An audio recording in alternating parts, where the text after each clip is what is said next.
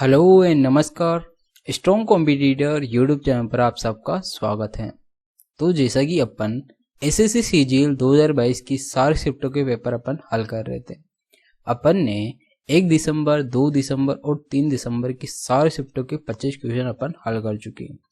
आज अपन जो 5 दिसंबर है इसकी थर्ड शिफ्ट के सारे 25 क्वेश्चन हल करने वाले हैं और उन क्वेश्चनों को अपन कितनी आसानी से और किस तरीके से करते हैं वो मैं आपको बताऊंगा। ठीक है, तो आज का वीडियो है ये एक्चुअली जो 5 दिसंबर है इसकी जो थर्ड शिफ्ट है इसके सारे के सारे 25 क्वेश्चन आज अपन करेंगे। ठीक है, और उन क्वेश्चनों को काफ़ी आसानी से और काफ़ी अच्छे तरीके से हल करेंगे। ठीक है, तो यहाँ पर जो सबसे पहला क्वेश्चन है ये है एक्चुअली बार ग्राफ का क्वेश्चन है। इसके अंदर अपने को डेटा को एनालिसिस करना है और अपने को आंसर देना है। ठीक है, तो यहाँ पर बोल रहा है कि किस देश का वर्षों का औसत उत्पादन अधिकतम है। ठीक है, तो अपने पास यहाँ पर जो ये दे रखा है ये XYZ ये इनकी वैल्यू दे रखी है। ठीक है, तो यहाँ पर किस देश का सबसे अधिक मतलब इनमें से किसका एवरेज सबसे अधिक आ रहा है। तो यहाँ पर ये क्या है 15, ये 15 और ये एक इसको दिया, ये कहता है 14 पॉइंट कुछ आ रहा है इसका वाला जेड का 14 पॉइंट कुछ आ रहा है। जैसे ब्लू का ये 13, ये 14 इसको एक दिया तो ये 13 इसका आ रहा है और मतलब ब्लू का 13 के लगभग आ रहा है और ऑरेंज है ये 12 इसको दिए 13, ये 13 और ये 13 और ऑरेंज वाले का 13 एवरेज आ रहा है। इसका मतलब जो जेड है इसका ही एवरेज क्या है सबसे अधिक आ रहा है 14 पॉइंट कुछ आ रहा है। ठीक है, इसीलिए सबसे अधिक जो औसत उत्पादन होगा ये किसका होगा, ये जेड का होगा। ठीक है, तो इसीलिए अपना जो आंसर है ये भी हो जाएगा ऑप्शन नंबर 3। ठीक है, तो आपको ऐसे क्वेश्चन के अंदर क्या करना होता है, आपको जो डायग्राम दिया होता है उसको अच्छे से देखना होता है और समझना होता है कि क्वेश्चन आखिर क्या बोल रहा है। ठीक है, और फिर उस क्वेश्चन को काफी आसानी से अपन हल कर लेते हैं। ठीक है, नेक्स्ट चलते हैं। नेक्स्ट जो क्वेश्चन है ये भी एक्चुअली पाई चार्ट का क्वेश्चन है। ठीक है, और इसके अंदर बोल रहा है कि यहाँ पर एक पाई चार्ट दे रखा है जिसमें यहाँ पर 12 लाख के कुल व्यय का प्रतिनिधित्व कर रही है। ठीक है, और इसमें बोल रहा है कि सीमेंट, लकड़ी और प्लास्टिक पर खर्च किए गए कुल व्यय का कितना प्रतिशत है, मतलब व्यय का कितना प्रतिशत है। ठीक है, तो क्या क्या है, सीमेंट कितना है 57 डिग्री, लकड़ी कितना है यहाँ पर 40 डिग्री 57 हो गया और प्लास्टिक कितना है यहाँ पर 50 डिग्री। तो ये कितना हो गया, ये हो गया 152 हो गया। ठीक है, 152 ये हो गया 152 और टोटल कितना है 360 होता है, 360 डिग्री होता है N2 100। इसका परसेंट निकालना अपने को। तो ये किससे कट रहा है 4 से कट रहा है ना, 4 × 3 = 12 और 4 × 8 = 32, ये 4 से कट रहा है कितनी बार 4 नाम 36। ठीक है, और ये 19 बार और ये 45 बार। तो ये तो क्या हो गया, ये हो गया 1900 और अपॉन 45, तो 45 चौक 180। ठीक है, बचा कितना 10, 45 दूना 90, तो ये 42 के लगभग आ रहा है इसका आंसर, जो कि ऑप्शन नंबर 2 में दे रखा है। 4 से रिलेटेड एक ही संख्या है तो इसका आंसर जो हो जाएगा ये हो जाएगा अपना ऑप्शन नंबर 2। सीधा अपन इस पर टिक मार के तुरंत आगे बढ़ जाएंगे, इसको ज़्यादा आगे हल करने की कोई ज़रूरत ही नहीं है, इतना करके ही आप आगे बढ़ सकते हैं तुरंत। ठीक है, क्योंकि ऐसे क्वेश्चन के अंदर आपको काफ़ी कम टाइम में क्वेश्चन करना होता है और उन क्वेश्चनों को अपन जल्दी से हल करके और जल्दी से आगे बढ़ जाते हैं। जब आपको पता चल गया कि 4 यहाँ पर एक ही ऑप्शन के अंदर है तो आप यहाँ पर 4 आ गया तो इसका मतलब 4 आते ही ऑप्शन चेक करते हैं और ऑप्शन में अपने पास 4 एक ही ऑप्शन के अंदर है तो इस पर टिक मार के तुरंत आगे बढ़ जाते हैं। ठीक है, आपको इतना ही करना होता है एग्जाम में। नेक्स्ट चलते हैं। नेक्स्ट जो क्वेश्चन है ये है क्वेश्चन नंबर 3 और इसके अंदर बोल रहा है कि एक व्यक्ति P से Q तक की यात्रा 50 किलोमीटर प्रति घंटे की चाल से करता है, ठीक है, और अपनी चाल में 60% की वृद्धि करते हुए वो वापस लौटता है, ठीक है, दोनों यात्राओं के लिए उसकी औसत चाल कितनी होगी, ठीक है। तो एवरेज स्पीड क्या हो जाएगी, तो एवरेज स्पीड यहाँ पे क्या दे रहा है, जा रहा है और आ रहा है, तो अपन यहाँ पे 50% की मैं क्या कर रहा है, 60% की वृद्धि कर रहा है, तो 60% की वृद्धि कितनी हो जाएगी, 30 हो जाएगी, तो ये कितना हो जाएगा, 80% हो जाएगा, ठीक है। तो अपने पास दो ही चाल दे रखी, तो इनका एवरेज क्या हो जाएगा, 2 × a × b/a + b, मतलब ये हो जाएगा 130, ठीक है। 1 0 से 1 0 और यहाँ पे 100 800, ये हो गया 800/13, और ये कितना हो गया 3×78, ठीक है। तो 6 यहाँ पर एक ही ऑप्शन के अंदर आ रहा है। तो आप इतना ही करके तुरंत आगे बढ़ जाएं। आपको क्वेश्चन को ज़्यादा पूरा हल करने की कोई ज़रूरत नहीं है। जब आपको ऑप्शन के अंदर दिख रहा है कि 6 एक ही ऑप्शन के अंदर आ रहा है, तो आपका आंसर यही होगा, और इतना करके आप तुरंत आगे बढ़ जाएं, क्योंकि आपको पूरा करने की कोई ज़रूरत नहीं है, उसमें आपका टाइम वेस्ट होगा, और आपको एग्जाम में टाइम वेस्ट बिल्कुल भी नहीं करना। ये सब तरीके आपकी स्पीड को बूस्ट करने के होते हैं। अगर आप इस प्रकार से क्वेश्चन करते हैं तो आपकी स्पीड काफ़ी बढ़ जाती है, और आप क्वेश्चन को चुटकियों में हल करके तुरंत आगे बढ़ जाते हैं, ठीक है। और मैं आपको वही तरीका बताता हूँ जिससे आपकी जो स्पीड है वो इम्प्रूव हो, और आप क्वेश्चन को काफ़ी जल्दी और काफ़ी आसानी से करके तुरंत आगे बढ़ जाएं, ठीक है। तो ऐसे करना होता है क्वेश्चन एग्जाम के अंदर। नेक्स्ट चलते हैं। नेक्स्ट जो क्वेश्चन है ये है क्वेश्चन नंबर 4, और इसमें बोल रहा है कि 10a = 2/3, ठीक है। तो अपन एक राइट एंगल ट्रायंगल बना लेते हैं, ये हो गया, और ये a है। 10a बराबर ये हो जाएगा 2, ये हो जाएगा 3, ये हो जाएगा √13, ठीक है। और अब अपने पास ये मान पूछ रहा है, तो इसके अंदर अपन मान रख देंगे 5 sin a²। sin a क्या हो जाएगा, लंब बटावा कर्ण, तो 4 बटा क्या हो जाएगा, ये हो जाएगा 4/13, ठीक है, माइनस 2 × आधा 9/13 हो जाएगा, ये हो जाएगा 9/13, ठीक है। और आगे भाग का निशान है 15 × ये क्या है, साइन कितना है अपने पास 4/13 प्लस 3 कोस कितना है यहाँ 9/13, ठीक है। स्क्वायर है इसके अंदर, तो इसका स्क्वायर हो जाएगा 9/13, ठीक है।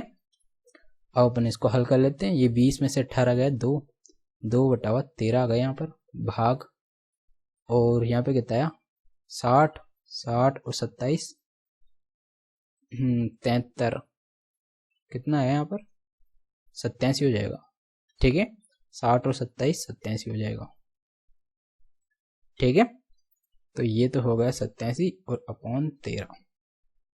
तो यहाँ पर भाग है, तो 2/13 इंटू ये उल्टा हो जाएगा 13/87 हो जाएगा, 13 से 13 कट जाएगा, और यहाँ पर बचेगा कितना 2/87। तो इसका जो आंसर है ये आ गया अपने पास 2/87, जो कि ऑप्शन नंबर 2 में दे रखा है, ठीक है। तो ऐसे करना था आपको ये क्वेश्चन। आपको यहाँ पर डायग्राम बना के आपको कर्ण निकालना था, और कर्ण निकाल कर अपन आसानी से मान निकाल लेते हैं, और ये सारे मान यहाँ रख के इसको हल कर लेते हैं, और इसमें आपका आंसर आसानी से आ जाता है, ठीक है। नेक्स्ट चलते हैं। नेक्स्ट जो क्वेश्चन है ये है क्वेश्चन नंबर 5, और इसके अंदर बोल रहा है कि एक दुकानदार खरीदारों के लिए 3 प्रकार की छूट स्कीम प्रदान करता है, ठीक है। इनमें से किस स्कीम का छूट प्रतिशत सबसे अधिक होगा, ये अपने से पूछ रहा है, ठीक है।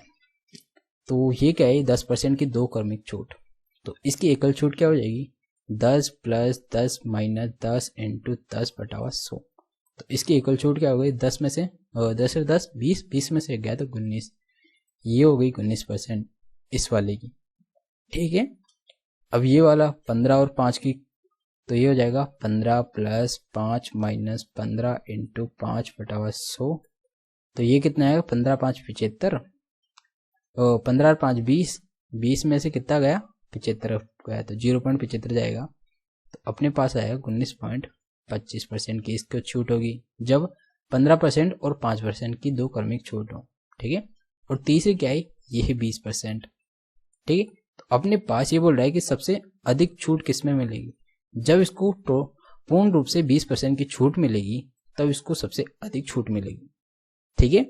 और ये अपने पास किस में दे रखा है, ये दे रखा है यहाँ पर ऑप्शन नंबर 3 के अंदर, ठीक है। तो अपना आंसर हो जाएगा ऑप्शन नंबर 1, ठीक है, कि केवल छूट 3, तो ये जो 3 है मतलब जो 20% की छूट है ये सबसे अधिक होगी बाकी अन्य दो छूटों से, ठीक है। तो इस प्रकार ये क्वेश्चन करना था। और आपको पता होना चाहिए कि जब अपने पास 20% की पूर्ण छूट हो या वो दो टुकड़ों के अंदर हो तो जो सबसे अधिक छूट होगी वो पूर्ण जो 20% छूट है वो सबसे अधिक होती है, यह आपको ध्यान रखना है, ठीक है। नेक्स्ट चलते हैं। नेक्स्ट जो क्वेश्चन है ये है अपने पास क्वेश्चन नंबर 6 और इसके अंदर बोल रहा है कि एक व्यवसायी सामग्री खरीदते और बेचते समय 12% दोषपूर्ण बातों का उपयोग करके धोखा देता है, ठीक है। केवल दोषपूर्ण बातों का उपयोग करके उसके लाभ प्रतिशत से कितनी वृद्धि हुई, ठीक है। तो यहाँ पर क्या कर रहा है, ये 12% का मतलब धोखा दे रहा है, ठीक है, खरीदते और बेचते समय। तो इसको लाभ कितना होगा, 12% खरीदने पर कर रहा है, 12% बेचने पर कर रहा है, तो टोटल कितना हो जाएगा 12 × 12/100। तो इसको अपन इस प्रकार कर लेते हैं, एकल छूट निकाल लेंगे, ये वाली छूट क्या एकल वर्दी निकाल लेंगे। तो एकल वर्दी क्या हो जाएगी 12 दूना 24 प्लस ये हो जाएगा 144/100, तो ये जाएगी 24 प्लस 1.44, तो ये हो गया 25.44। तो इसको कितना लाभ हो रहा है, इसको लाभ हो रहा है 25.44% का, ठीक है। और यहाँ पे क्या बोल रहा है लाभ परसेंट, तो लाभ परसेंट हो गया 25.44%। जब यह 12% खरीदते समय और 12% बेचते समय क्या कर रहा है, ये धोखा दे रहा है उसको, धोखा देके और क्या कर रहा है, ये लाभ कमा रहा है। तो इसने लाभ कितने का कमाया, इसने लाभ कमाया यहाँ पर 25.44 का, ठीक है। आपको सीधा यहाँ पर चॉइस नहीं करना, अगर चॉइस कर दिया तो आपका क्वेश्चन गलत हो जाएगा, ठीक है।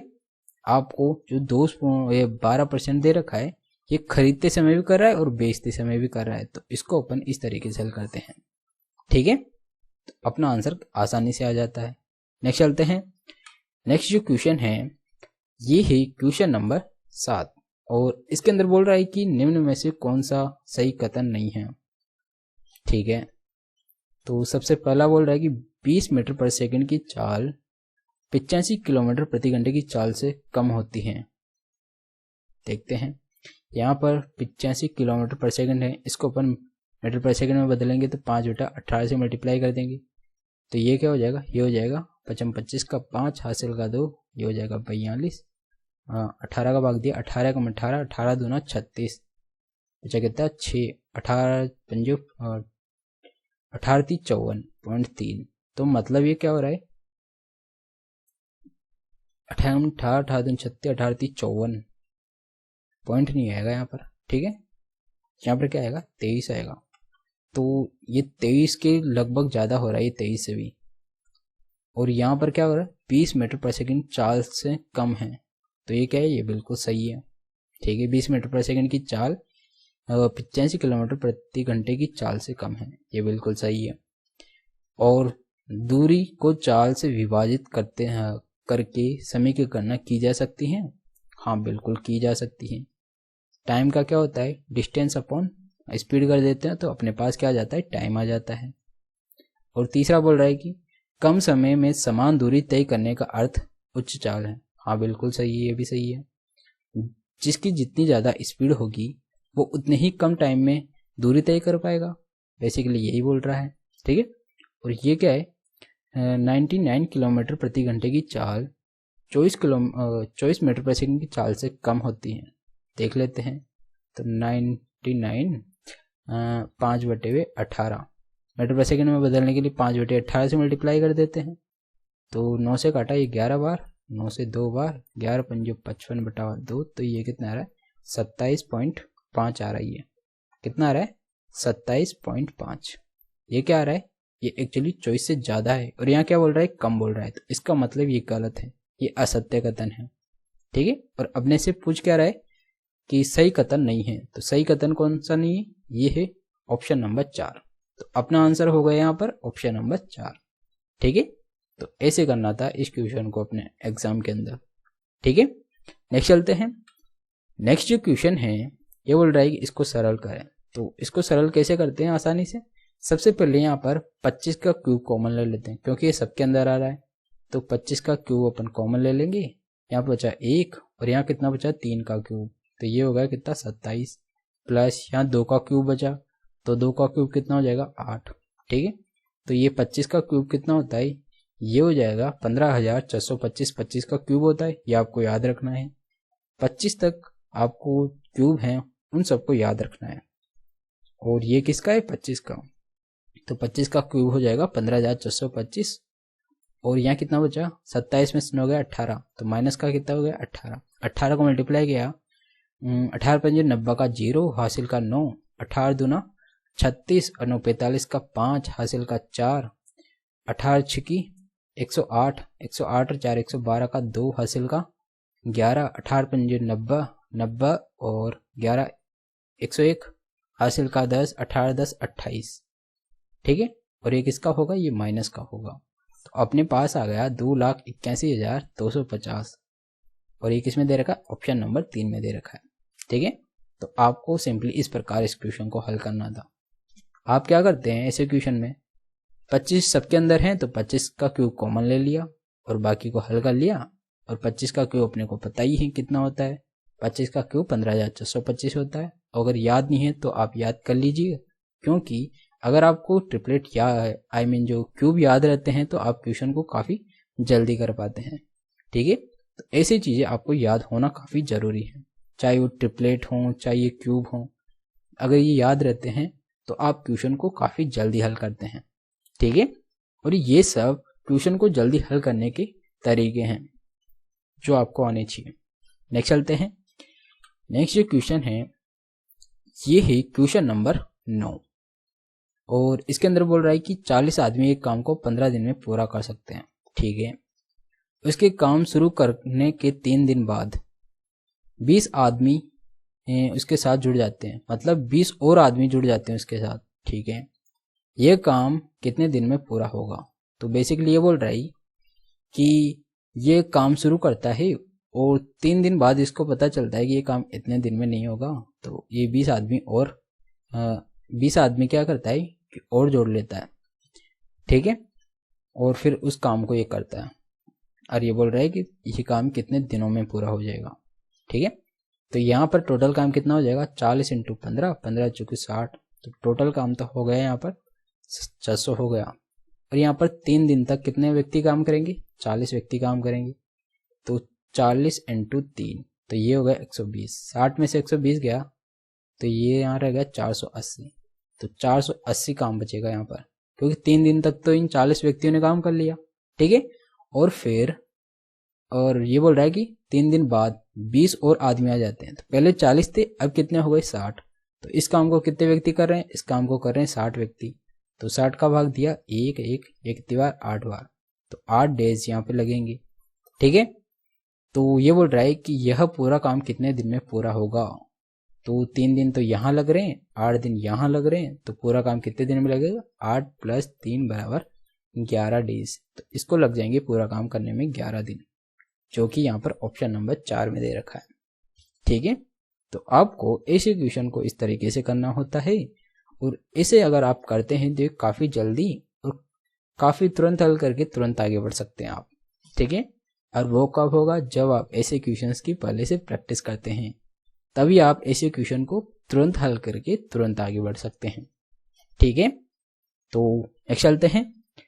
नेक्स्ट जो क्वेश्चन है ये है क्वेश्चन नंबर 10, और इसके अंदर बोल रहा है कि ये एक सीरीज दे रखा है, इसका मान क्या होगा। ठीक है, तो ऐसा ही क्वेश्चन जो लास्ट शिफ्ट थी 5 दिसंबर की जो सेकंड शिफ्ट थी, इसके अंदर भी पूछा गया था, सेम इसी पैटर्न पर क्वेश्चन। ठीक है, तो यहाँ पर इसका मान क्या होगा, तो यहाँ क्या बन रहा है, ए स्क्वायर माइनस बी स्क्वायर बन रहा है, यहाँ पर भी ए स्क्वायर माइनस बी स्क्वायर बन रहा है, तो ए स्क्वायर माइनस बी स्क्वायर और यहाँ पर भी ए स्क्वायर माइनस बी स्क्वायर, तो सीधा ए स्क्वायर माइनस बी स्क्वायर वाला फॉर्मूला लगा देंगे। तो ये क्या हो जाएगा, ए स्क्वायर माइनस बी स्क्वायर, तो ए प्लस बी, तो 100 प्लस 99 और ए माइनस बी मतलब 1 से मल्टीप्लाई करेंगे तो यही आएगा, तो लिखने की कोई ज़रूरत नहीं। प्लस इसी प्रकार इन दोनों में लगाएंगे, ये क्या हो जाएगा 98 प्लस 97, ठीक है। इसी प्रकार यहाँ तक जाएंगे तो ये क्या हो जाएगा 12 प्लस 11 हो जाएगा। तो ये अपने पास 100 से लेकर 11 तक की संख्याओं का योग करना है अपने को। तो अपन ऐसे एन वाला फॉर्मूला लगा देंगे, तो n/2 a प्लस एल, ठीक है, ये संख्याओं का योग का फॉर्मूला होता है।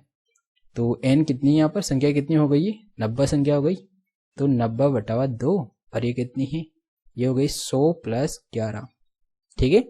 तो ये हो गया 45 × 111, तो ये कितना आया 45 एकम 45 हासिल का 4, 45 और 4 49 का 9 हासिल का 4, 49 45 और 4 कितना हुआ है 49, ठीक है। तो 45 को अपन 111 से मल्टीप्लाई करते हैं तो अपने पास आता है 4995, जो कि यहाँ पर ऑप्शन नंबर 4 में दे रखा है, ठीक है। तो सिंपली आपको ऐसे क्वेश्चन को इस तरीके से करना होता है, और आप ऐसे क्वेश्चन तभी कर पाएंगे जब आप ऐसे क्वेश्चंस की पहले से प्रैक्टिस किए होते हैं, ठीक है। और मैं आपको ऐसे सारे क्वेश्चनों की प्रैक्टिस पहले से करवाता हूँ, जब भी आपका एग्जाम होता है तो उससे पहले ऐसे क्वेश्चन की अगर अपन प्रैक्टिस कर लेते हैं तो एग्जाम में आपकी स्पीड काफ़ी बूस्ट हो जाती है, ठीक है। तो ऐसे क्वेश्चन ही आपको CGL मेंस में भी देखे जाएंगे और CHSL के एग्जाम में भी देखे जाएंगे, ठीक है। तो ये काफ़ी इंपॉर्टेंट क्वेश्चन हो जाता है। नेक्स्ट चलते हैं। नेक्स्ट जो क्वेश्चन है ये है क्वेश्चन नंबर 11, और इसमें बोल रहा है कि 4 अंकों की ये संख्या है, में छोटी से छोटी कौन सी संख्या जोड़ी जाए कि 7 से डिविजिबल हो जाए, ठीक है। तो अपन सबसे पहले इसके अंदर 7 का भाग दे लेते हैं, तो 7 × 42 बचा कितना 3, 7 × 5 35, बचा कितना 1, और 7 दूनी 14 बच गया कितना 3, ठीक है। तो ये बोल रहा है कि अब कौन सी छोटी से छोटी संख्या जोड़े कि 7 से डिविजिबल हो जाए, तो 3 से बच रहा है, इसमें अपन क्या जोड़ेंगे कि 7 से डिविजिबल हो जाए। तो ऑप्शन चेक करते हैं, तो ऑप्शन में यहाँ पे कितना है 4, तो 4 जोड़ते हैं तो ये कितना हो गया 7, जो कि 7 से डिविजिबल है, ठीक है। तो इसीलिए ये 4 ऐसी संख्या हो जाएगी छोटी से छोटी, जिसको अगर अपन इस संख्या में जोड़ते हैं तो ये संख्या पूर्ण रूप से 7 से डिविजिबल हो जाएगी। तो अपना आंसर हो गया यहाँ पर ऑप्शन नंबर 1 4, ठीक है। तो इसको इस प्रकार करना था, और ऐसे क्वेश्चन को अपन इसी तरीके से करते हैं, ठीक है। नेक्स्ट चलते हैं। नेक्स्ट जो क्वेश्चन है ये है क्वेश्चन नंबर 12, और इसके अंदर बोल रहा है कि एक ट्रायंगल ABC में कोण B और कोण C के आंतरिक समद्विभाजक 105 डिग्री के कोण पर प्रतिच्छेद करते हैं, तो कोण A का मान क्या होगा, ठीक है। तो यहाँ पर अपन एक ट्रायंगल बना लेते हैं, ये हो गया एक ट्रायंगल, ये हो गया A, ये हो गया B, ये हो गया C, ठीक है। और यहाँ पर जो B और C के जो समद्विभाजक हैं, समद्विभाजक जो कोण हैं, ठीक है, एक तो ये कोण और एक ये कोण, ये क्या है इन दोनों के समद्विभाजक हैं और यहाँ पर मिल रहे हैं, ठीक है, इन सेंटर पर मिल रहे हैं, मतलब ये कितना दे रखा है, ये 105 दे रखा है, और इन सेंटर की वैल्यू कितनी होती है, ये होती है 90 प्लस θ/2 = 105, ठीक है। तो 90 का अपन क्या करेंगे, इधर पक्षांतर कर देंगे, तो θ/2, और ए कोण कितना, ये थीटा है, ठीक है, तभी यहाँ पर θ/2 करते हैं अपन। तो ये क्या हो जाएगा, हाँ इधर भेजा तो ये हो गया कितना 15, थीटा की वैल्यू कितनी आ गई, ये आ गई 30 डिग्री। और अपने से क्या बोल रहा है ए का मान, मतलब कोण ए का है थीटा, थीटा की वैल्यू कितनी आई 30 डिग्री। तो इसका आंसर क्या हो गया, ये हो गया 30 डिग्री, जो कि ऑप्शन नंबर 4 में दे रखा है, ठीक है। तो जब भी आपके पास इस प्रकार का क्वेश्चन आता है तो अपन क्या करते हैं, जो इन सेंटर में बना कोण होता है, जो दो कोणों के समद्विभाजक से बनता है, इस कोण का मान क्या होता है 90 प्लस θ/2 होता है, ये 90 प्लस θ/2 के इक्वल होता है ये कोण, ठीक है। और अगर मान लो आपके पास ये ट्रायंगल है, ठीक है, और अगर ये क्या कर रहा है, एक्सटर्नली क्या कर रहे हैं, एक दूसरे को प्रतिच्छेद कर रहे हैं, और ये जो कोण बनेगा ये वाला क्या बन जाएगा, ये बनेगा 90 माइनस थीटा बाई 2। ये वाला कोण क्या बन जाएगा, 90 माइनस थीटा बाई 2 बन जाएगा। तो अगर ये कोण 90 माइनस थीटा बाई 2 है तो इस कोण की वैल्यू अपने पास क्या आ जाएगी, ये एल्फा है तो यहाँ क्या होगा, एल्फा होगा एक्चुअली, ठीक है, एल्फा बाई 2 बराबर क्या हो जाएगा, थीटा, ठीक है। तो जब एक्सटर्नली क्या करते हैं, एक दूसरे को प्रतिच्छेद करते हैं तो यहाँ पर माइनस लग जाता है, जब इंटरनली एक दूसरे को प्रतिच्छेद करते हैं तो यहाँ पर क्या होता है, प्लस लग जाता है। ये आपको ध्यान रखना है, ठीक है। नेक्स्ट चलते हैं। नेक्स्ट जो क्वेश्चन है ये है क्वेश्चन नंबर 13, और इसके अंदर बोल रहा है कि पूर्णांक मानों की भुजाओं वाले त्रिभुज का परिमाप 13 के बराबर है, तो ऐसे कितने त्रिभुज बनना संभव है, ठीक है। तो यहाँ पर बोल रहा है पूर्णांक मान, तो अपन जानते हैं कि कोई भी जब ट्रायंगल बनता है तो वो उसका एक क्या होती है, एक प्रॉपर्टी होती है कि जो त्रिभुज की तीनों भुजाएं होती हैं उनमें से एक भुजा क्या होती है, वो दो भुजाओं के जो योग हैं उससे तो क्या होती है, छोटी होती है, और उन दो भुजाओं के अंतर से क्या होती है, वो बड़ी होती है। ये होती है एक ट्रायंगल की प्रॉपर्टी जब तीन भुजाएं दे रखे होते हैं, ठीक है। तो अपन क्या करेंगे, ये 13 को परिमाप मानते हुए ये प्रॉपर्टी है, इस प्रॉपर्टी को अपन क्या करेंगे, मान लेते हैं जैसे कुछ मान हैं जैसे 1, 6, 6, ठीक है। ये इस प्रॉपर्टी को सेटिस्फाई कर रहा है या नहीं कर रहा, ये चेक करते हैं। जैसे ये इनका योग कितना हो रहा है, 13 हो रहा है, मतलब इन तीनों भुजाओं से बनने वाला ट्रायंगल क्या है, इसका परिमाप 13 है। लेकिन क्या ये इस प्रॉपर्टी को क्या कर रहा है, ये वेरीफाई कर रहा है या नहीं कर रहा, ये चेक करते हैं। जैसे दो भुजाएं मान लेते अपन कोई से भी, जैसे ये दो भुजाएं हैं, ये तीसरी भुजा से क्या है, बड़ी है, ठीक है। तो दो भुजाओं का योग तीसरी भुजा से बड़ा होना चाहिए और उन दोनों का अंतर तीसरी भुजा से क्या होता है, छोटा होता है, ठीक है। तो इन दोनों का अंतर कितना है, 0, और ये तीसरी भुजा क्या है, 1 से क्या है, छोटा है। तो या तो उन दोनों का अंतर क्या होता है, तीसरी भुजा से क्या होता है, छोटा होता है, यहाँ पर छोटा है, और दो भुजाओं का जो योग है ये तीसरी भुजा से क्या होता है, ज्यादा होता है, ठीक है। तो ये प्रॉपर्टी एक्चुअली ये सिद्ध कर रहा है। तो एक तो ये ट्रायंगल हो सकता है, ठीक है, और 1, 2, 5 और एक मान लेते हैं 6, इनका भी योग कितना है, पेरीमीटर, इनका भी पेरीमीटर 13 है, और 7 और 6 13, क्या ये इस प्रॉपर्टी को वेरीफाई कर रहे हैं, तो देख लेते हैं। तो दो भुजाओं का योग तीसरी भुजा से ज्यादा है, कोई सी भी भुजा मान लेते हैं अपन, चाहे ये और ये भुजा मान लेते हैं, इन दोनों भुजाओं का योग 5 से ज्यादा है, इन दोनों भुजाओं का डिफरेंस ये कितना आ रहा है, 4, ये क्या है, इससे ज्यादा है, वो इससे कम है, ठीक है। तो इस भुजा से क्या होता है, कम डिफरेंस, तो यहाँ पर कमी तो है, तो उसी से ये क्या है, छोटा है, तो डिफरेंस क्या होता है, तीसरी भुजा से छोटा होता है, ठीक है। अब जैसे अपन मान लेते हैं 3, 4, 6, एक ये भुजा हो गई, इसका भी योग कितना आ रहा है, 13 आ रहा है, ठीक है। और इसी प्रकार ये क्या हो जाएगी, 3, 5, 5, एक ये भुजा हो जाएगी, इसका भी क्या हो जाएगा, पेरीमीटर 13 हो रहा है, क्या ये भी सेटिस्फाई कर रही है, हाँ ये भी सेटिस्फाई कर रही है। दो भुजाओं का योग तीसरी भुजा से ज्यादा है और दो भुजाओं का अंतर तीसरी भुजा से कम है, ठीक है। और एक क्या हो जाएगी अपने पास, एक हो जाएगी यहाँ पर 4, 4, 5, ठीक है, एक ये भुजा हो जाएगी, ये भुजा भी क्या होती है, ये इस प्रॉपर्टी को सेटिस्फाई कर रही है। जैसे दो भुजाओं का डिफरेंस कोई सी भी मान लेते हैं, जैसे दो भुजा का डिफरेंस कितना है, 0, तो 0 से ये भुजा क्या है, बड़ी है तीसरी भुजा, और इन दोनों के योग से क्या है, छोटी है। तो ये भी ये क्या है, ये चारों आई मीन ये जो पांचों ट्रायंगल हैं, ये पांचों ट्रायंगल ये इस प्रॉपर्टी को क्या कर रहे हैं, वेरीफाई कर रहे हैं, ठीक है। और इसके अलावा कोई भी ऐसा मान नहीं हो सकता, या जैसे अपन मान लेते हैं कोई भी इनके अलावा, जैसे 2, 9, 11, इसको मान लेते हैं 8 और 3, ये कोई ट्रायंगल है, क्या ये ट्रायंगल हो सकता है, इनके भी पेरीमीटर कितना आ रहा है, इसका भी पेरीमीटर 13 आ रहा है, तो ये हो सकता है क्या, देख लेते हैं वेरीफाई करा के। तो या तो दो भुजाओं का योग तीसरी भुजा से ज्यादा होना चाहिए, तो दो भुजाओं का योग, तो दो भुजाओं का योग तीसरी भुजा से ज़्यादा नहीं है, तो इसका मतलब ये क्या कर रहा है, ये वेरीफाई नहीं कर रहा है इस प्रॉपर्टी को, तो ये वाला ट्रायंगल नहीं बन सकता। ठीक है, ऐसे ही अपन और कुछ मान लेते हैं। जैसे अपन मान लेते हैं 3 और 8 और 2, ये तो यही हो गया ना। ठीक है, जैसे अपन मान लेते हैं 1 9 4 मान लेते हैं, ये 1 9 3 हो गया, यह मान लेते हैं। क्या ये इसको वेरीफाई कर रहा है? देख लेते हैं, दो भुजाओं का योग तीसरी भुजा से ज़्यादा होना चाहिए, तो ये भी नहीं हो रहा।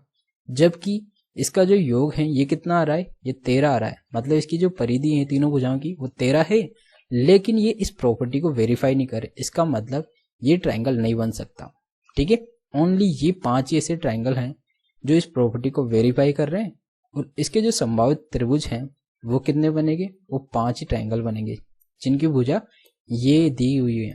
ठीक है, तो इसीलिए अपना जो आंसर हो जाएगा ये हो जाएगा 5 ट्रायंगल ऐसे बनेंगे जो ये 5 संभावित ट्रायंगल हैं जो क्या कर रहे हैं, जिसका परिमाप 13 होगा, और वो इस क्या बोल रहे हैं, ये जो प्रॉपर्टी है इसको भी सेटिस्फाई करेगा। ये ट्रायंगल की प्रॉपर्टी होती है। ठीक है, तो मतलब यही ट्रायंगल बनेंगे। तो इसका आंसर हो जाएगा यहाँ पर ऑप्शन नंबर 4। ठीक है, तो इस क्वेश्चन को अपन इस प्रकार करते हैं, और इसी प्रकार आपको ये क्वेश्चन सीजीएल के मेंस में भी देखा जाएगा और सीएचएसएल के एग्जाम में भी देखा जा सकता है। तो आप इस क्वेश्चन पर पहले से ध्यान रखें, और अब जब भी आगे इस पैटर्न पर कोई क्वेश्चन पूछा जाएगा तो आप इस तरीके से उस क्वेश्चन को करिएगा। ठीक है, यहाँ पर आपको कुछ और मान दे सकते हैं, यहाँ पर परिमाप 13 दे रखा है, आपको कुछ अन्य दे सकते हैं, जैसे परिमाप 16 दे दें, 12 दे दें, 13 दे दें, कुछ भी दे सकता है। तो आप ऐसे क्वेश्चन को इस मेथड से हल करिएगा। ठीक है, तो नेक्स्ट चलते हैं। नेक्स्ट जो क्वेश्चन है ये है क्वेश्चन नंबर 14, और इसके अंदर बोल रहा है कि सही बीजीय व्यंजक का चयन करें।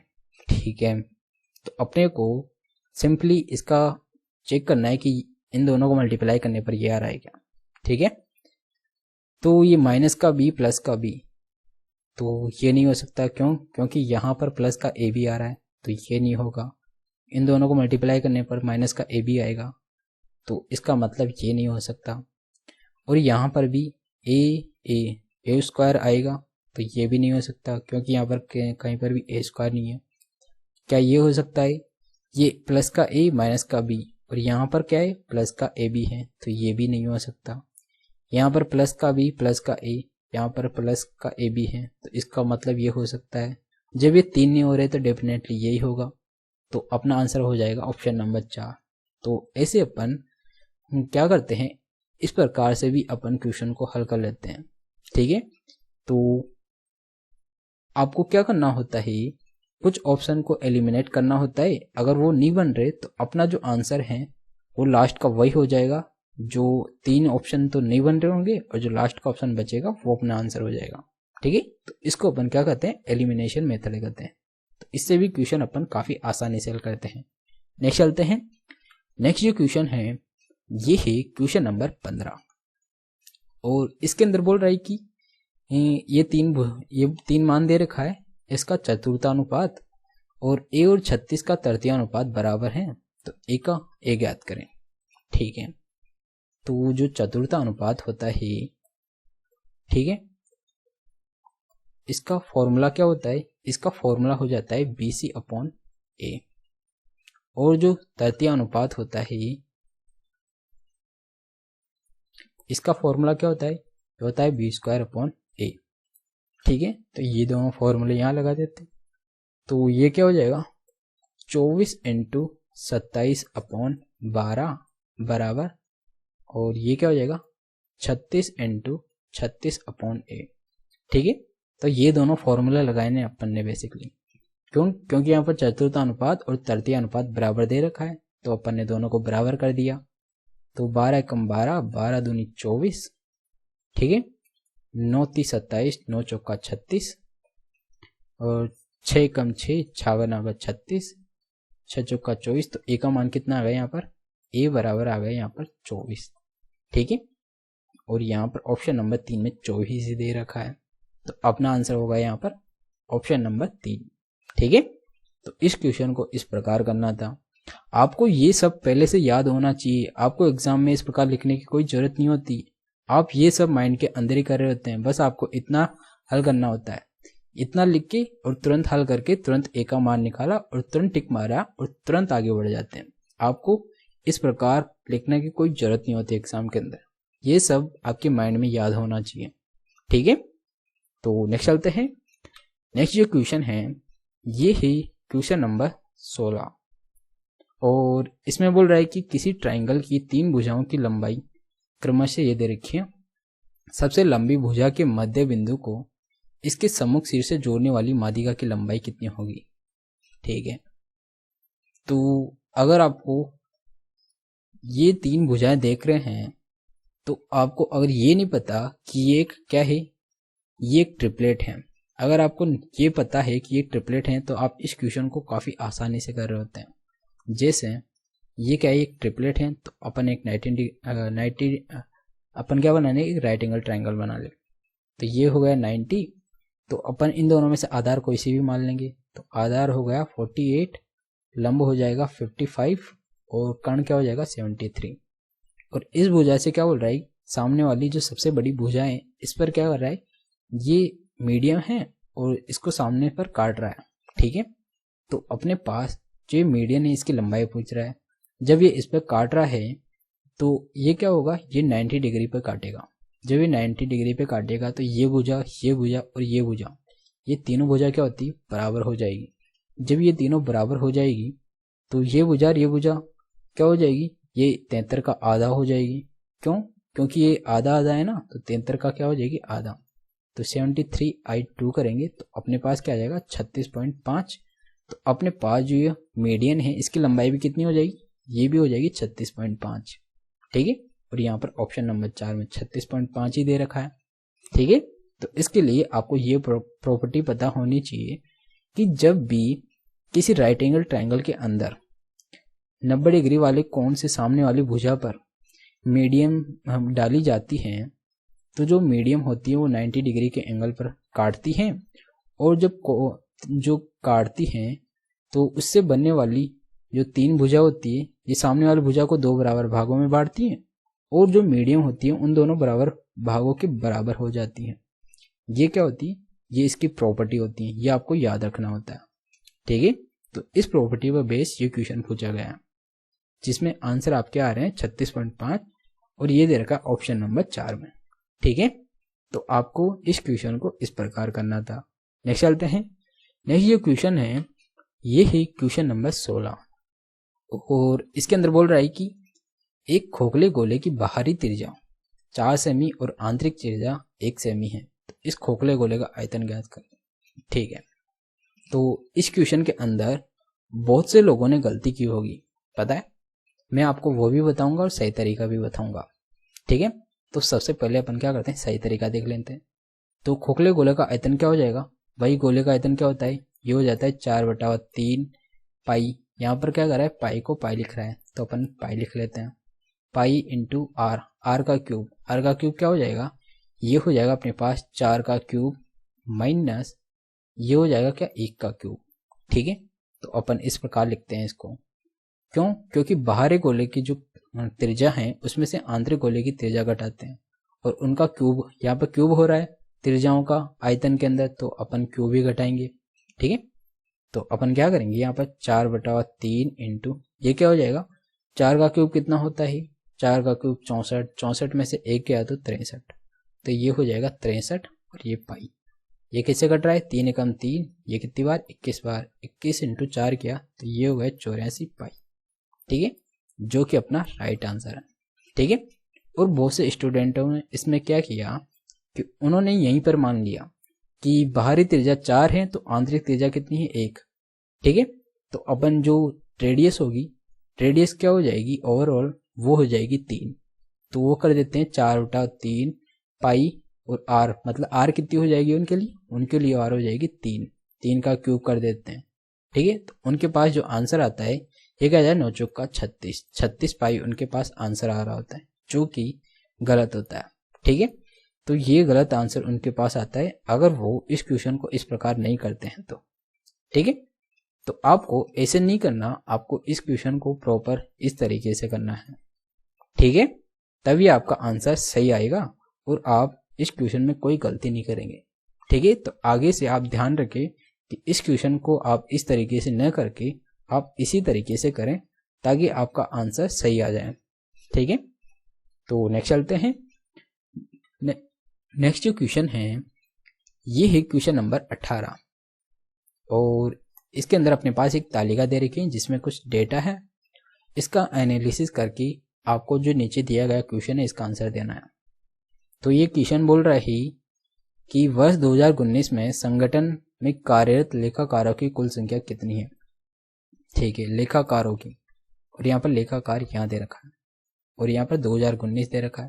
तो अपने को लेखाकार और 2019 से मतलब है और पूरी सारणी से कोई मतलब नहीं है, ठीक है। तो यहाँ पे बोल रहा है 2019 में कार्यरत लेखाकारों कुल संख्या कितनी है। तो 2019 में क्या बचेगी, यहाँ पर क्या हो रहा है, ये शामिल हो रहे हैं और छोड़ रहे हैं। तो अपन क्या करेंगे, इसके अंदर जो शामिल हो रहे हैं ना अब तक 2015 से लेकर 2019 इन सबको जोड़ लेते हैं।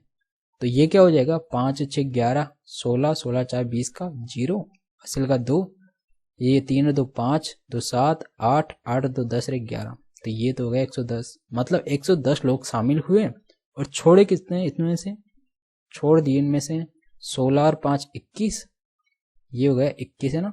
तो 9 9 4 13 13 का 3 हासिल का 1, ये 3 3 6 2 8 83 लोगों ने छोड़ दिया, ठीक है। तो बचे कितने यहाँ पर, तो यहाँ पर बचे कितने, 110 में से 83 गया तो इसका डिफरेंस कितना हो जाएगा, ये हो जाएगा 27।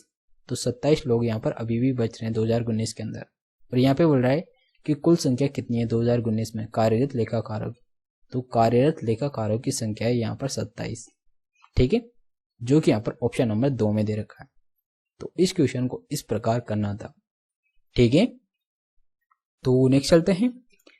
नेक्स्ट जो क्वेश्चन है ये भी सारणी का क्वेश्चन है और इस तालिका वाले क्वेश्चन में एक्चुअली इस प्रकार के आपको 5 से 6 क्वेश्चन देखे जा सकते हैं, चाहे वो बार ग्राफ से हो या वेन आरेख से हो, चाहे ये सारणी वाले हो या पाई चार्ट से हो। ऐसे 4-5 क्वेश्चन आपको हर शिफ्ट के अंदर देखने को मिल जाते हैं और इन क्वेश्चन का देने का एक ही मोटिव होता है कि आपको डेटा को एनालिसिस करना आता है या नहीं आता। जब आप ऑफिसर बनोगे तो आपको अगर यही चीज नहीं आती तो आप ऑफिसर किस काम के। तो इसीलिए एसएससी ऐसे क्वेश्चन देती है, ठीक है। और ऐसे क्वेश्चन को अपन कितनी जल्दी करते हैं वही जो पाता है, ठीक है। तो यहाँ पे बोल रहा है कि जो 2019 है, जो 19वां क्वेश्चन है इसमें बोल रहा है कि एडम के मामले में बोनस होने वाली आय। तो अपने को एडम देखना है, इसके अंदर एडम ये है और बोनस देखना है और बाकी कुछ नहीं देखना। जो क्वेश्चन बोल रहा है उससे अलग आपको कुछ भी नहीं देखना। और यहाँ पे बोल रहा है बकाया होने वाली आय, बकाया होने वाली आय कितनी है 200 और इसकी आय कितनी है 900 का कितना परसेंट है। तो बोनस कितना है 90, जो 90 है ये बकाया राशि कितनी है 200, तो 200 का कितना परसेंट ये निकाल रहा है। तो बेसिकली ये बोल रहा है कि बोनस होने वाली आय बकाया से होने वाली आय का कितना परसेंट है। तो ये कितना है 90/200 है, तो इसका परसेंट निकाल लेंगे 2 0 से 2 0, तो ये कितना आ रहा है, ये आ रहा है 45%, ठीक है, जो कि ऑप्शन नंबर 2 में दे रखा है। तो आपको इतना करके तुरंत आगे बढ़ जाना है। ऐसे क्वेश्चन के अंदर अपन सीधा क्या करते हैं, सीधा क्वेश्चन पढ़ते हैं नीचे से, जो लाइन होती है वो अपना क्वेश्चन होती है, उसके अंदर क्या बोल रहा है वही अपन पढ़ते हैं, उसके अलावा अपन कुछ भी नहीं देखते हैं। और बाकी जो भी डेटा है इसको अपने को देखना ही नहीं है, जो अपने पास क्वेश्चन बोल रहा है उन्हीं पर अपने का ध्यान जाना चाहिए, तभी आप ऐसे क्वेश्चन को जल्दी कर पाओगे, ठीक है। नेक्स्ट चलते हैं। नेक्स्ट जो क्वेश्चन है ये है क्वेश्चन नंबर 20 और इसके अंदर बोल रहा है कि मिस्टर एक्स की मासिक आय $26,500 है और उसका मासिक व्यय $20,500 है, ठीक है। यदि अगले वर्ष उसकी मासिक आय में 12% की वृद्धि होती है और व्यय में 6% की वृद्धि होती है, तो उसकी बचत में कितने परसेंट की वृद्धि होती है, ये अपने से पूछ रहा है, ठीक है। तो अपन क्या करेंगे, सबसे पहले इसकी आय कितनी है, आय यहाँ पर दे रखा है 26,500, ठीक है। और इसके अंदर कितने की वृद्धि हो रही है, 12% की वृद्धि हो रही है इसके अंदर, ठीक है। तो अपन इसके अंदर 12% की वृद्धि कर देंगे, तो 26,500 का अपन क्या करेंगे, 112/100 निकाल लेंगे। 12% की वृद्धि हो रही है, तो ये कितना हो जाएगा, 2 जीरो से 2 जीरो, 112 को इससे मल्टीप्लाई किया, 2 पंजे 10 का 0, हासिल का 1, 6 दिन 12 1 13, हासिल का 1, 2 दिन 4 1 5, इंटू 11 पंजे 55 का 5, हासिल का 5, 11 6 66 5, 71 का 1, हासिल का 7, 11 दूनी 22 से 7 कितना हो जाएगा, 29 हो जाएगा, ठीक है। ये 0, ये 8, ये 6 9 2, ये हो गया कितना, 12% की वृद्धि के बाद इसकी आय कितनी हो गई, $29,680।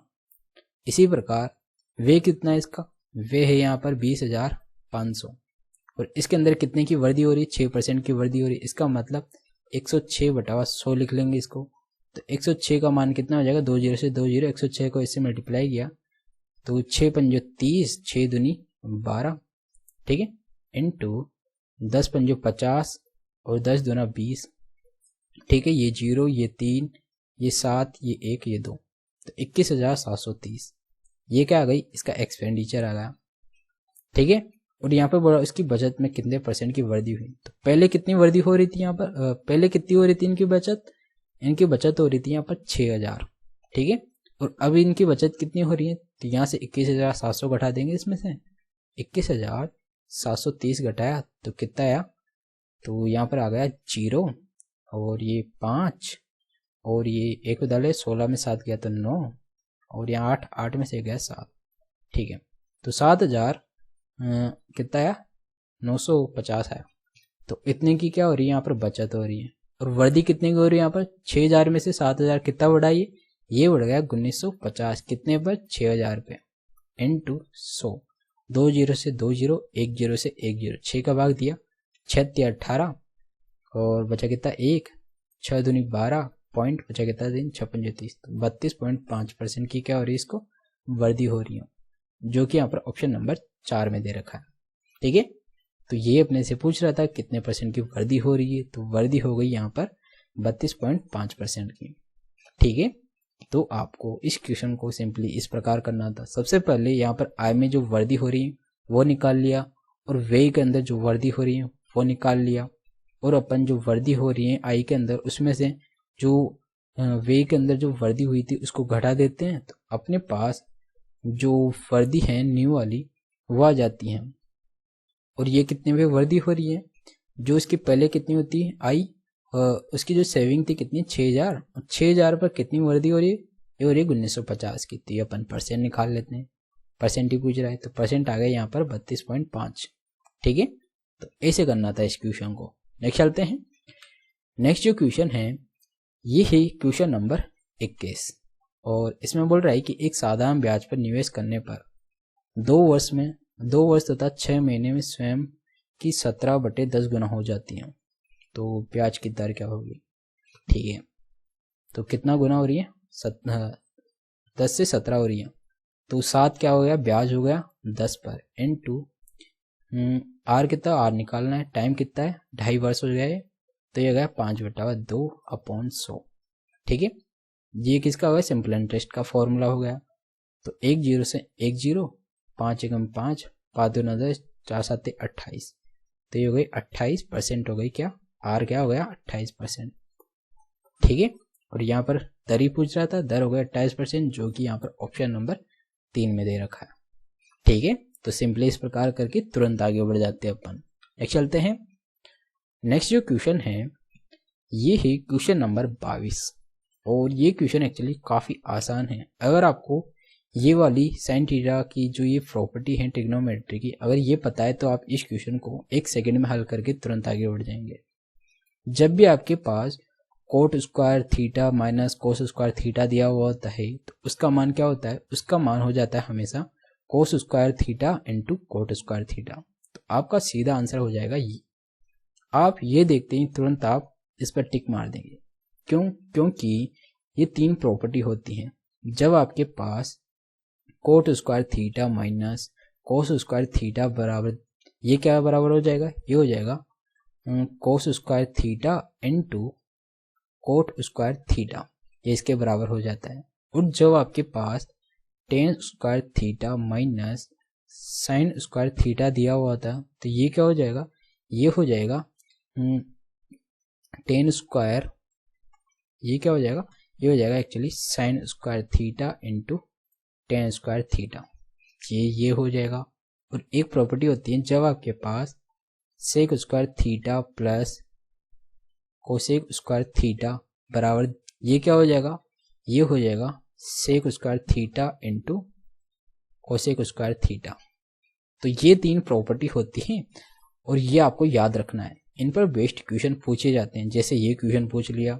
अब अगर आपको ये प्रॉपर्टी याद है तो अगर इस क्वेश्चन को आप 1 सेकंड के अंदर करके तुरंत आगे बढ़ सकते हैं। ठीक है, सीधा इस प्रॉपर्टी पे बेस्ड क्वेश्चन पूछा है इसने, तो इसका आंसर होगा ये। और ये कैसे आया ये मैं आपको बता देता हूँ। जैसे यहाँ पर दे रखा है कोट स्क्वायर थीटा मान लेते हैं माइनस कोस स्क्वायर थीटा दे रखा है, ठीक है। तो यहाँ पे क्या कर रखा है इसने, साइन कोस में बदल रखा है ये।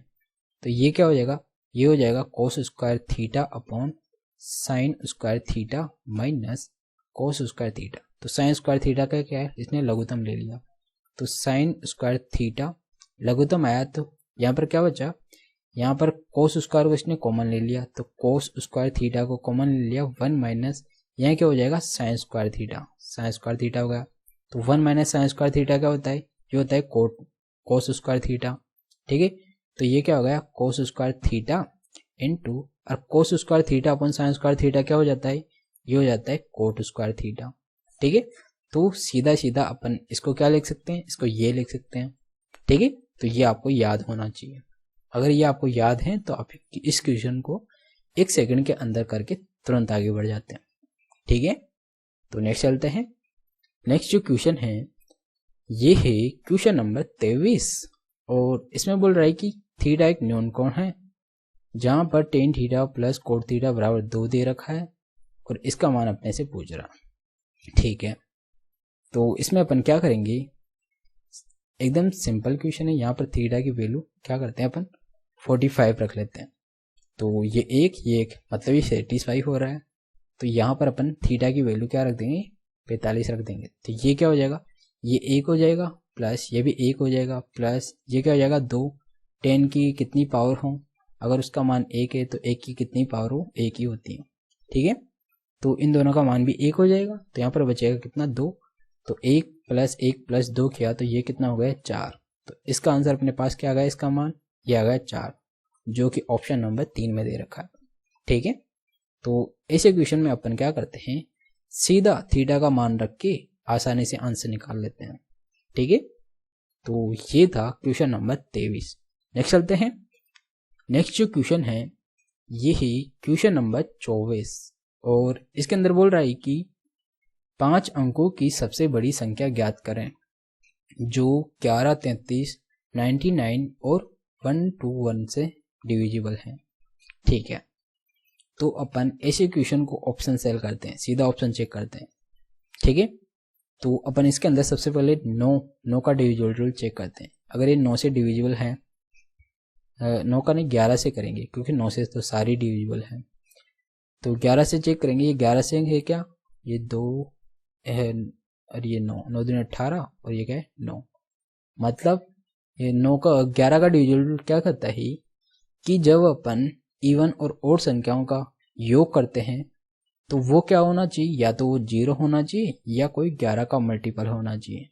ये ना तो 0 हो रहा ना 11 को कोई मल्टीपल आ रहा है इन दोनों का योग करने पर, तो इसका मतलब ये नहीं होगा। ये देखते हैं, ये 11 से डिविजिबल है, तो पहले इसको देखते हैं। ये 11 से डिविजिबल है क्या, ये तो 11 से डिविजिबल है ही नहीं, तो ये नहीं हो सकता। और इसको देखते हैं, ये 11 से डिविजिबल है क्या, हाँ ये 11 से डिविजिबल है, ठीक है। अब अपन इसको क्या करेंगे 121 से भी करेंगे कि ये 121 से भी डिविजिबल है या नहीं है। तो सबसे पहले 11 से भाग देते हैं, तो क्या हो जाएगा 11 9 99 और भाग टूट की 0, 11 9 99 और ये 0, ठीक है। अब इसके अंदर अपन 11 का फिर से डिविजिबल करेंगे, क्योंकि 121 का भाग कब जाता है, जब 11 का 2 बार भाग जाता है, ठीक है।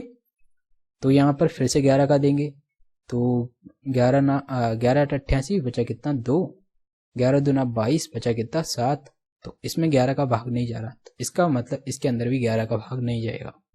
ठीक है, 121 का भाग नहीं जाएगा, 11 का तो जा रहा है इसमें। तो अपने पास बचा क्या, ये, तो अपना आंसर हो जाएगा ये। तो इसमें भी जाके देख लेते हैं 11 का, तो 11 का जा रहा है क्या, 11 नाम 99। ठीक है, भाग टूट की 0 और एक 0 ये है, 11 नाम 99। ठीक है, और फिर 11 का भाग देते हैं इसके अंदर, 11 8 88, बचा कितना 2, 11 कम 11 बचा कितना 9, 11 नाम 99। तो इसका मतलब इसके अंदर 11 का 2 बार भाग जा रहा है, तो अपना आंसर ये क्या हो जाएगा, ये हो जाएगा। ठीक है, तो इस क्वेश्चन को अपन ऐसे करते हैं, सीधा ऑप्शन चेक करते हैं और ऑप्शन के अंदर 11 का भाग जा रहा है तो वो अपना आंसर हो जाएगा। ठीक है, नेक्स्ट चलते हैं। नेक्स्ट जो क्वेश्चन है ये है आज का लास्ट क्वेश्चन और 25वां क्वेश्चन। ठीक है, और इसके अंदर बोल रहा है कि एक गोलार्ध का आयतन अपने पास ये दे रखा है और उस गोलार्ध की त्रिज्या क्या होगी अपने से पूछ रहा है। ठीक है, तो जो अर्धगोला होता है उसका आयतन क्या होता है, उसका आयतन हो जाता है यहाँ पर 2/3 इंटू 22/7 इंटू त्रिज्या पूछा है तो r का क्यूब बराबर कितना दे रखा है ये 19,404। ठीक है, ये 11 से कट रहा है तो 11 दूनी 22 और ये 11 कम 11 बचा कितना है यहाँ पर 8 बच गया, 11 7 77। ठीक है, बच गया कितना 7, 11 चुके 66 बचेगा 4, 11 चुके 44। ठीक है, अभी 4 से इसको 4 से काट देते हैं, 4 चुके 16 और ये 4 चुके 16, 4 एकम 4।